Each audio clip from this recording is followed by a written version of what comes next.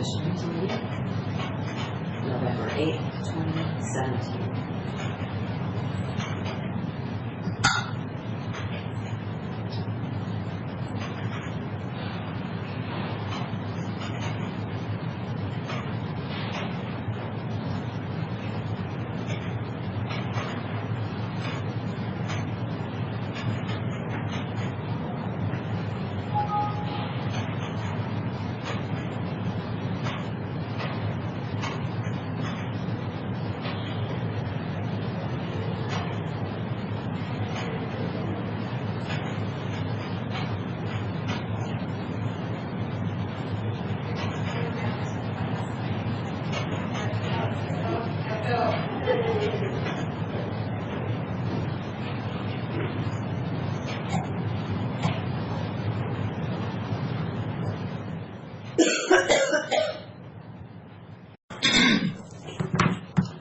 Good morning. It is 9 o'clock. We're here for our regular board meeting on Wednesday, November 8th. There's a full board of commissioners this morning. Mr. Johnson, our administrator, and Karen, the clerk, and we do have an audience. So to start off with, if you join me in the Pledge of Allegiance. I pledge allegiance to the flag of the United States of America and to the republic for which it stands, one nation, under God, indivisible, with liberty and justice for all. Thank you. Our first item this morning will be a public hearing for the vacation of Horseshoe Lane. Craig will present it. Vacation on Horseshoe. Vacation on Horseshoe. The whole thing. All right. Okay. Good morning, Mr. Chairman, Commissioners. I'll provide you with a slight background on the road. It was created as part of the Columbia Basin Project in March of 1952. On April 16th of 2017, we received a petition by two landowners adjoining the road requesting that it be vacated. The petition was accompanied by a cash bond as required. On June 28th of this year, the board accepted the petition and ordered me to report thereon. And this report's been completed, and we've scheduled this public hearing, which we advertised in the Franklin County Graphic on October 26th and November 2nd. And we posted the notice on the termini of the road on October 13th.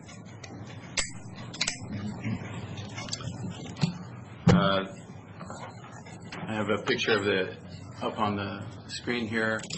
One thing that does not reflect is that there was a boundary line adjustment, I believe in 2010, that moved this property line northerly and now encompasses the end of the road, which is shown here. What's the effect of that, Craig? It brought the last 80 feet of the road completely into the into Pearson's parcels. So,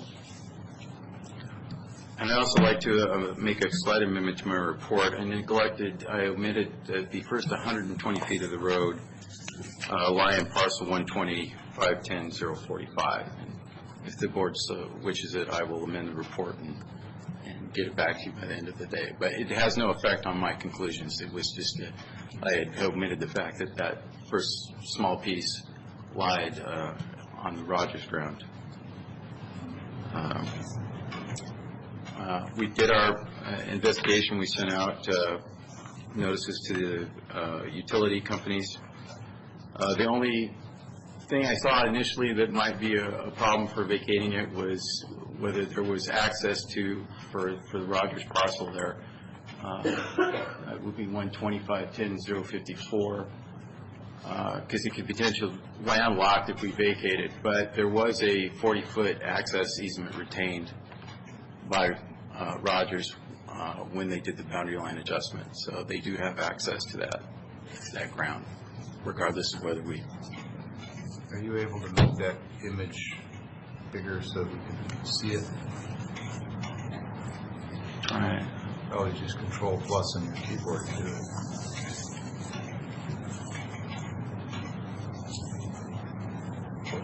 And where was the last part you were speaking to?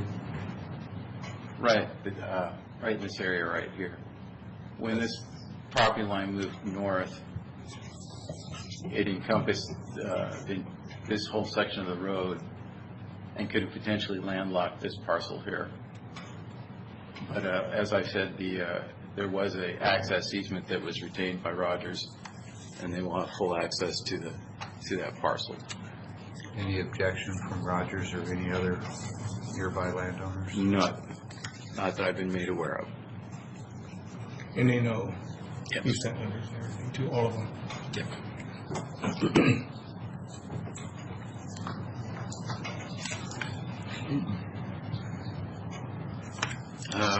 Other than that, the utilities expressed some concern for access to their facilities, and as part of my recommendation pursuant to RCW 3687-140, I would recommend that we retain an easement for that, for the purposes of the utilities, to be able to access their facilities. We've done this in the past. And what utilities are we talking about? That would be CenturyLink, Big Bend Electric, and South Columbia Basin Irrigation District. Hey, Craig, is it normal for the county to retain that easement or for the utilities to have their own individual easements? It's not untypical for counties to retain an easement, especially when it's in a franchise situation like this is. Since they are franchisees of the county, it puts the burden on us to retain the easement. I understand. Applicants are aware of that easement issue? I believe so. I know they're here today, so we'll, I'm sure, have an opportunity for them to speak, but I want to make sure that that doesn't pose a problem for anybody. With that, my recommendation is that I find that Horseshoe Lane is useless to the county road system, and I would recommend that we vacate it.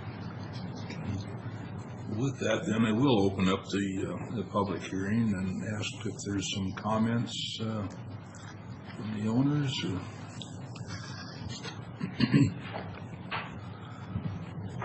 Good morning. My name is Tony Meacham. I'm representing the landowners who are my parents, Pamela and Donald Pearson. Again, we did file this notice to vacate because there is no legitimate purpose for the road. The only people that use the road are Rogers et al. And us. Rogers have an easement, so have full access to their property through both through this road and on other pieces around the property. And us. I mean, and the only other purpose is for trespass, and that's what we've seen time and time again. Fences being cut, things of that nature, people thinking they can get to Scootney Reservoir, which is not possible other than destruction of our property. So we believe that the entire purpose of the vacation process fits what we are asking for, which is to vacate this road, which, as you've heard, is useless to the county. So, thank you. Thanks, Tony. Any further comments? I'm just interested in knowing whether applicants have any concerns about the county retaining the easement for utilities. We do not understand that as a common practice. Okay. Any other comments? Hearing none. Commissioners, have any further comments? Mr. Chairman, not hearing any other comments, move for approval of the final order of vacation for Horseshoe Lane, number 2017-331, as presented. I will second the motion. Okay. No further discussion. All in favor? Aye. Aye. Aye.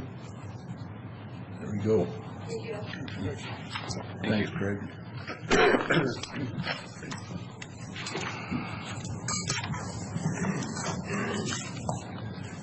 Our second item on the agenda this morning is amending the 2018 Juvenile Justice Center Memorandum of Understanding with Benton County. Keith, you... Yes, Mr. Chairman, Commissioners, you might recall that during our budget discussions with the Juvenile Justice Center personnel that the state has changed the way they track at-risk youth. And historically, they've tracked it on an age basis of 10 to 17, and are now going to track that on ages 12 to 17. And that affected the way we calculated the sharing of costs with Benton County. It's a very nominal change in terms of looking at the 5-year rolling average for 12 to 17 versus 10 to 17. And so in order to maintain proper calculation of Benton County, we're asking the board to approve the resolution that amends that MOU. Then that will take effect for January of 2018. I noticed Darrell Banks is here in the audience, the director at Juvenile Justice Center. Probably refer technical questions to him, as he's more of an expert on the subject, but I've reviewed this and have worked with the administrators at Benton County to come to an agreement. We think this is an equitable way to distribute costs. As I said earlier, it's a fairly inconsequential budget. In fact, actually saves Franklin County a little bit of money next year, because it's a moving target over time. We use the 5-year rolling average to calculate that cost.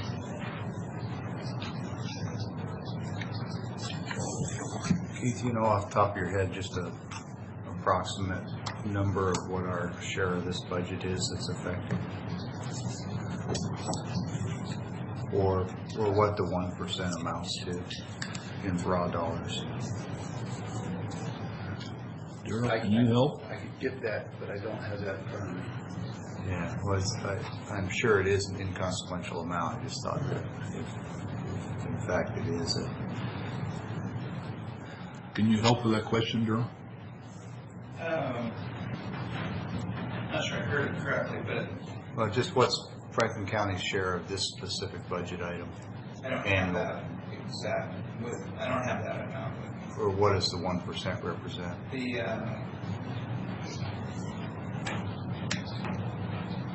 typically it's a 0.84% increase each year, and this year it would be a 0.27. So the dollar amount of that, I don't know. I don't have it. So that answers the question.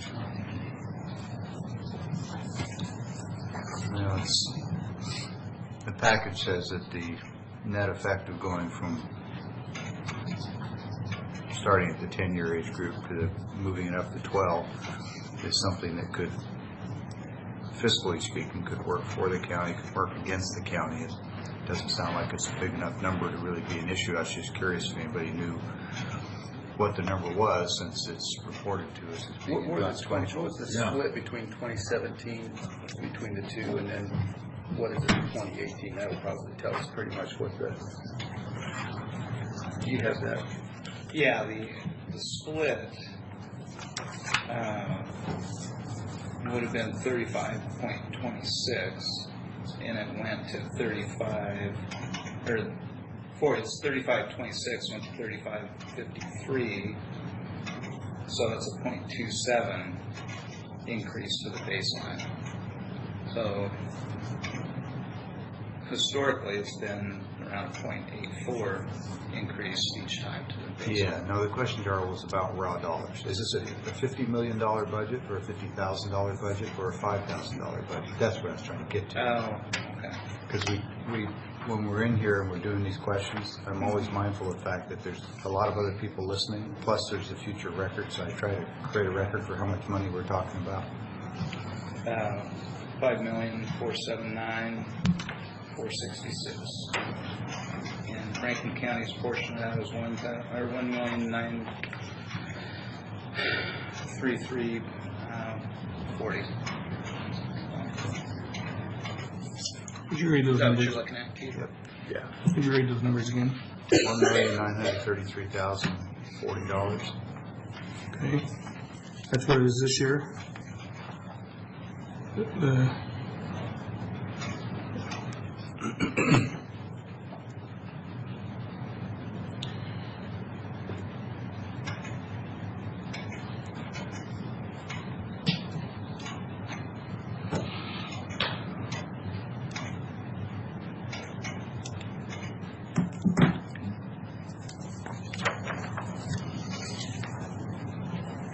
That's what I was looking for. And so it's less than 1%. You said the change was about 0.27, so it works out to $4,000 or $5,000. So it is negligible, but I'd like people to know what we're talking about.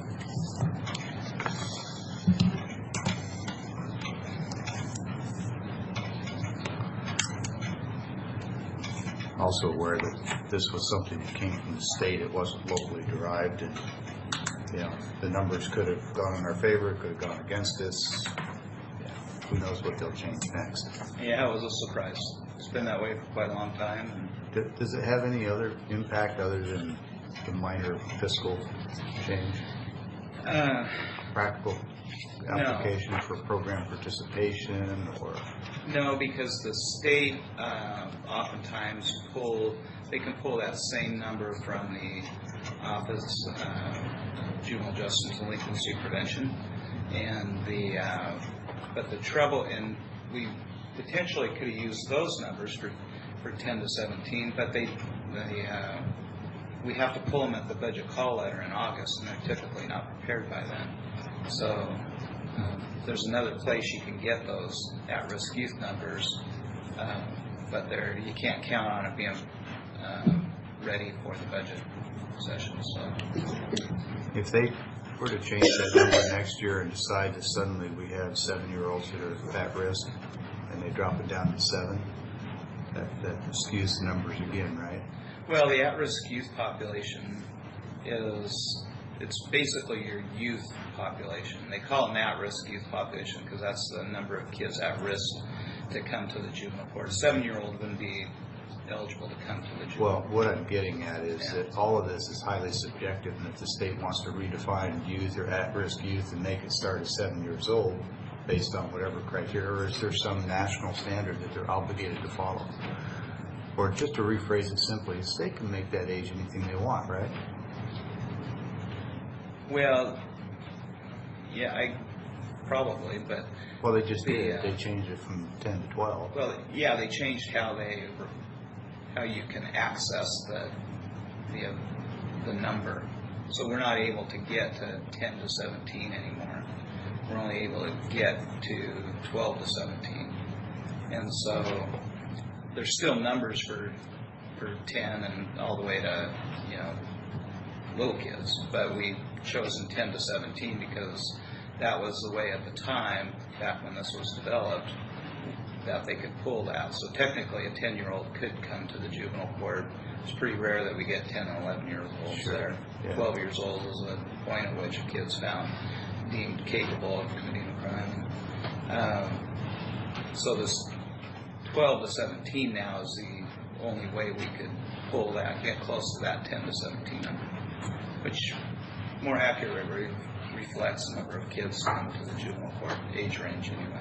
So the 10 to 12 don't come across your threshold? Very rarely. It's interesting that the whole driver in the equation is what numbers are accessible, as opposed to what numbers are the right numbers or the best numbers or... 12 to 17 personally seems to me to be a better number. Well, and that's good. And if they changed it and said, access to this data limits it to 15 to 17, you'd probably have a very different opinion. But we'd have to figure something else out, so it wouldn't be very accurate. Well, that's kind of what I'm getting to, is that the driver here is not logic or experience or anything else. It's what numbers are conveniently available. Yeah. So anyway, all right. Yeah. Wow. Okay. I guess that's probably not the most surprising criteria by which the state has made decisions in the past. It's not. And since it seems to better reflect what you think they ought to be, it's probably a fortunate win, unintended. Yeah, which is fairly unusual when dealing with that. Yeah. If there's no other further discussion, I'll go ahead and make a motion. I'll go ahead and amend the 2018 Juvenile Justice Center Memorandum of Understanding of Benton County, as we've just discussed. So I understand the motion is to approve 2017-332. And I will second. All in favor? Aye.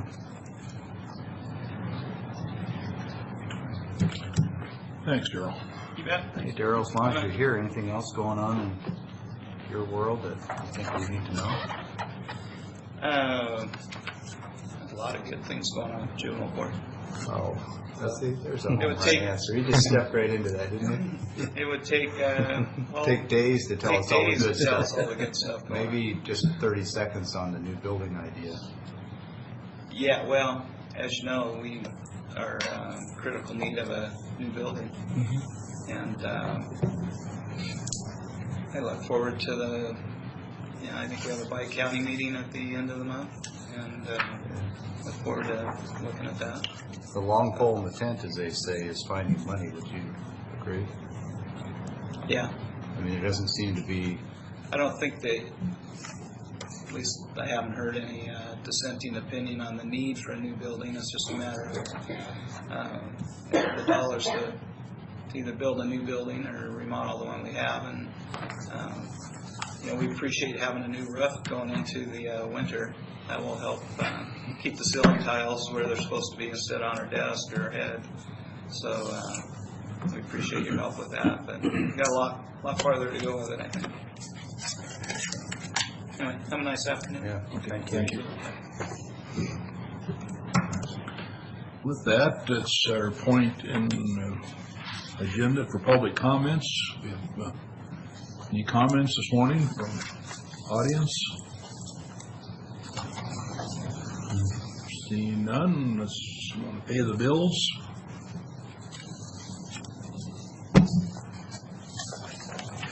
Do that as soon as we find them here. There they are. Mr. Chairman, we've got two sets today, fund expenditures and some payroll. Let's start with fund expenditures.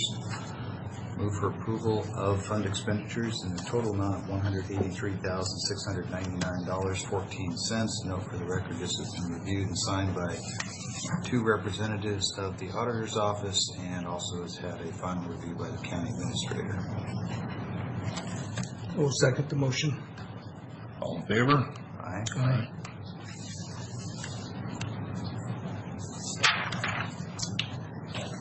And next, we'll move for approval of county roads and motor vehicle expenses in a total amount of $102,810.48. And note for the record that this has been reviewed and approved and signed off by two representatives of the auditor's office. Second. All in favor? Aye.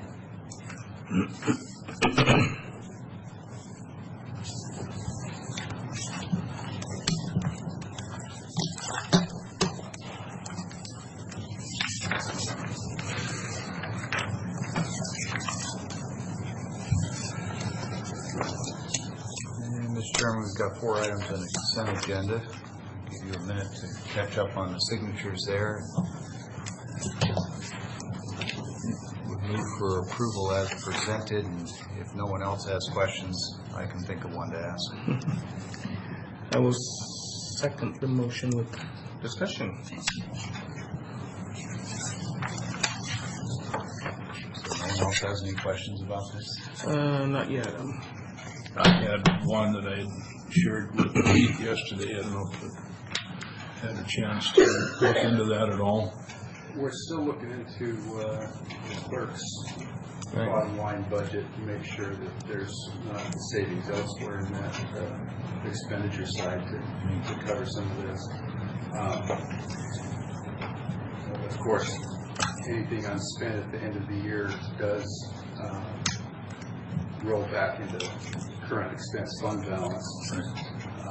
It's not carried over to the clerk's office for next year, but because of the scheduling of jury trials, they need to have the spending authority to make sure that they didn't run short of fees for jury expenses.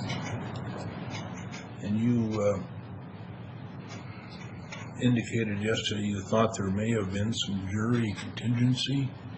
Yeah, the budget shows it's an odd number, it's a $13,092 contingency for jury fees.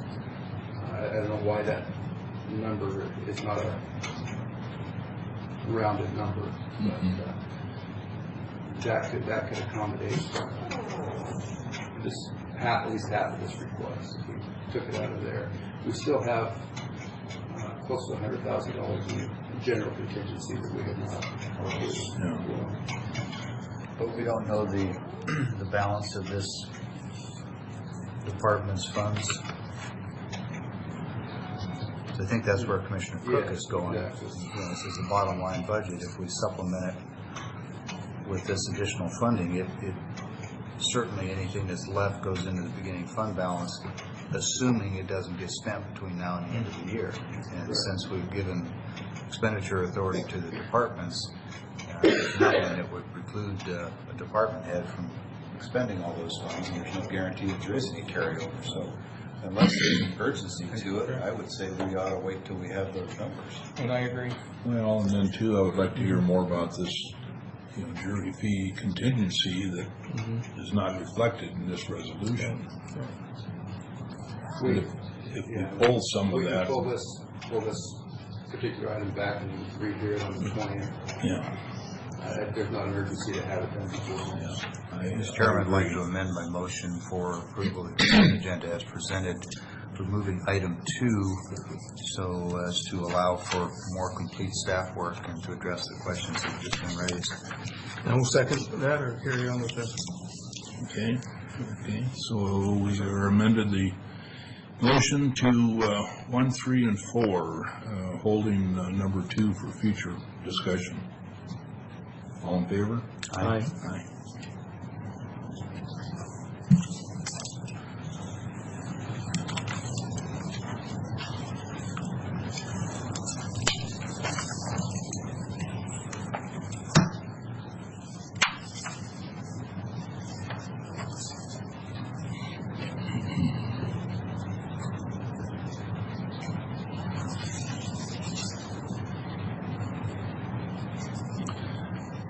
You have any problem signing these, Keith? Do you have anything else for us this morning? No. That's it.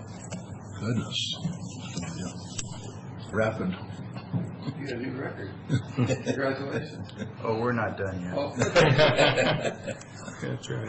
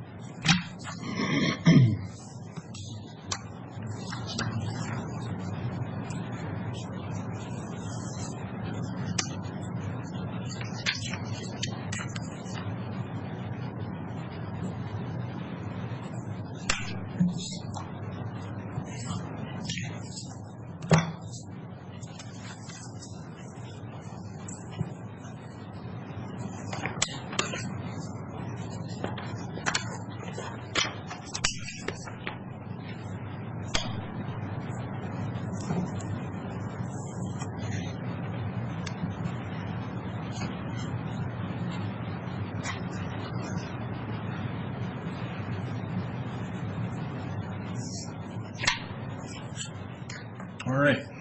Commissioner, do you have something else for today? Yeah, just a couple things quick. The schedule for this month is a little atypical. For next week, we've canceled the meeting, right? Yeah, I was going to state that here before we adjourn. Okay. I was just going to ask if we need to do anything in the way of a board motion or any authorities for signing payroll or anything, or will that not come up till the week after? The week after, okay, and then the week after we'll have it on Monday of that week. Okay, and then the other thing was just, Keith, if you could maybe give us just a brief reminder of where we are on the renovation of the old jail space. We've been talking with architects and haven't heard anything about that for a while. I just wanted to get a quick glimpse of where we're at. Yeah, absolutely.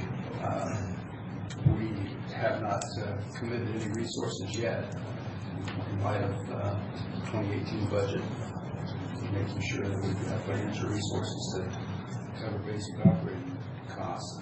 It's going to be very difficult to make some of those choices, but in all likelihood, we're looking at some kind of financing to make those modifications into the jail. The initial cost estimates we got back from the architect were clearly beyond our abilities to even finance. Rework that, cut it just about half, but that's still considerably more than what we had anticipated. So we're going to have to probably make some immediate changes next year and make sure that we're meeting the requirements of the litigation settlement. But paying for that is going to be a good challenge in the context of our 2018 budget and the ability to borrow funds. We will have a resolution before the board on the 20th that allows us to participate in a state-sponsored financing program that will reduce some of our borrowing costs. It just kind of opens the door to allow us to finance some of the architectural and fixed costs or capital improvement costs we've already incurred this year. But we have some work to do to decide what's going to be included and how much we're willing to borrow to finance that construction that we want. Most of that is in terms of retrofitting the intake portion of the jail so that they can adequately implement the segregation and classification system, as well as address the immediate medical needs of inmates coming to the jail and identify medical needs earlier in the process so that they can take care of those requirements. And that's going to necessitate some modifications to the old jail facility to do that. So as a run-up to trying to tackle this fiscal problem, challenge, I think we need to make a request to the Treasurer's Office to provide us with a spreadsheet or some other document that outlines all of the county's existing debt, bonds, obligations, so that one, we have a clear picture of the county's total debt and its true fiscal health against our budget, and then also to see what capacity, if any, there is to find a way to finance this. I'm thinking in particular that if we've got some bonds that we're able to retire or will be retiring soon, paid off. Unfortunately, most of those, I think, are funded with the .09 Berlin distress funds and are attached to the track and wouldn't play to this directly, except that if we retire a track bond and we replace it with a modest one for a capital improvement that would generate more revenue, I'm thinking of improvements to the facility in the arena, then that might be a way to offset or eliminate half the subsidy that we currently do, which gets us about 15% of the way to funding this project because it frees up current expense money that we're currently using to pay that subsidy. That together with some property sales and a smaller bond might be the only way that we can comply with this court agreement. Probably as much detail as I can get into now, but I think step one is getting that updated debt picture from the Treasurer's office, if you wouldn't mind making that request. So some of the bonds, in talking those in the track that I came through, they're done. They're done. We don't get them, but with what you're saying with the borrowing power, the bond power, we can maybe do another bond with percentage. No, I'm saying we're paying for bonds right now, and when those get paid off, then there's a possibility of doing another small bond with those same state funds. Right, because then you have to make improvements to the track, which, if done properly, I think can generate enough revenue to virtually eliminate the county's portion of the subsidy, which then frees up $200,000 to $300,000 a year of current expense money that becomes a good start on funding this other project. Because the reality is it's going to cost money to do this project. Right. And we either have to reduce costs and debt or raise revenue or both. We don't have a lot of opportunity to reduce costs because we're not adding new programs. We're merely trying to keep up with inflation. Short of doing a massive layoff as the way the county had to do back in 2009-10, or going on to some sort of an austerity budget, I just don't see us coming up with the current expense funds to do something like this. And so consequently, that just means that we've got to find a new revenue stream, and if we can displace the current expenditure with .09 funds from the state, then we're freeing up current expense revenue that could go potentially. I admit it's a bit of a stretch, but candidly I haven't heard a better idea yet. So it starts with getting the bond picture, all the bonds, and then I think maybe we have a workshop on how we do this. Keith, did we ever task anybody to ensure that the contract, construction contract was fulfilled as contracted? I've only talked generally with the prosecutor's office in reviewing that. I don't think they have taken a specific research project to address that. Okay.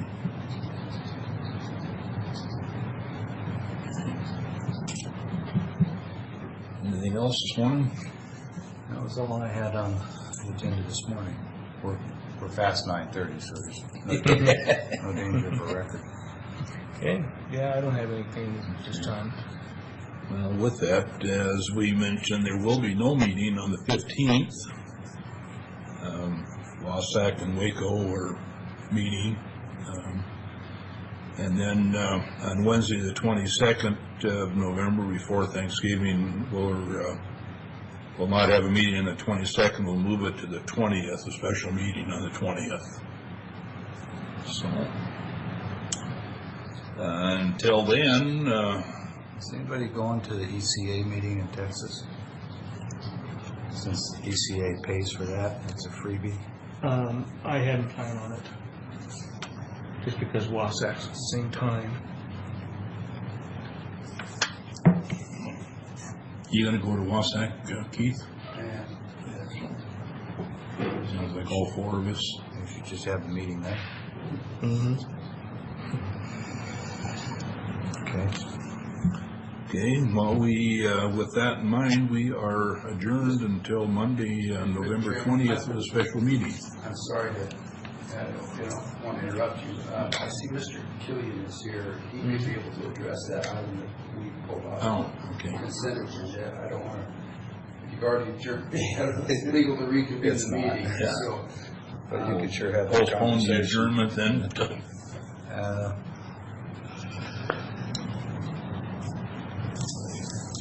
Y'all can stay and have a conversation. Yeah, I don't I'm think- okay with that. I don't think we can legally reconvene the meeting. We'll have to bring that item back.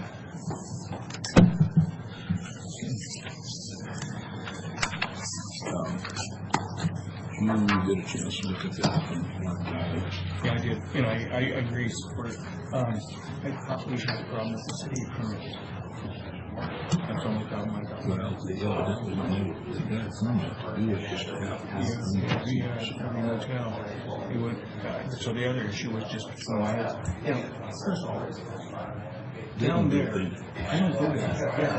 I don't go down there. There's one there to go. Track. Well, so like I say, we kind of all went last time, we didn't. I'm fine with having